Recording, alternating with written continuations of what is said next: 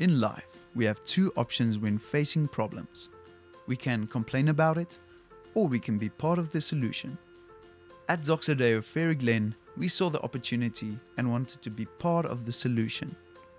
In a joint venture with the Informal Settlement Forum, Living Word Pretoria East, enige, Reformed Church Walpadrand, University of Pretoria, SA Cares and Dare to Love, we decided to be part of the solution for Cemetery View. Cemetery View is an informal settlement of over 3,000 people in the east of Pretoria. We started by assessing the needs of the community, and then COVID-19 and lockdown hit us all. We had to move from assessing to addressing in an instant. There was no running water and the residents had to get water from a tap or two at the cemetery. We put down 2 water tanks in haste that are filled up weekly with fresh water. SA Cares and the University of Pretoria put down containers as clinics to address any COVID-19 cases. We could supply the people with 4,000 face masks. 2 community health workers were appointed to assess and address the basic needs of the community. As lockdown had its effects, the people in Cemetery View were left without income or food. Weekly food drives were initiated, and we are so grateful for the community that rose to the occasion.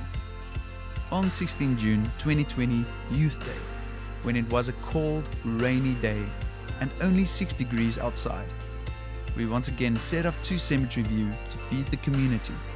We are thankful for our partners who made this happen, and for those people who are continuing changing lives and uplifting the community. We have seen how containers were emptied and how people just kept filling them up to help others. As a further solution, we saw the need to reach out to 150 toddlers in Cemetery View. On the 27th of June 2020, we engaged in a kids' breakfast drive and delivered a bag to each toddler consisting of food products, a toy, a Bible, scarves, beanies and gloves to help fight the bitter cold.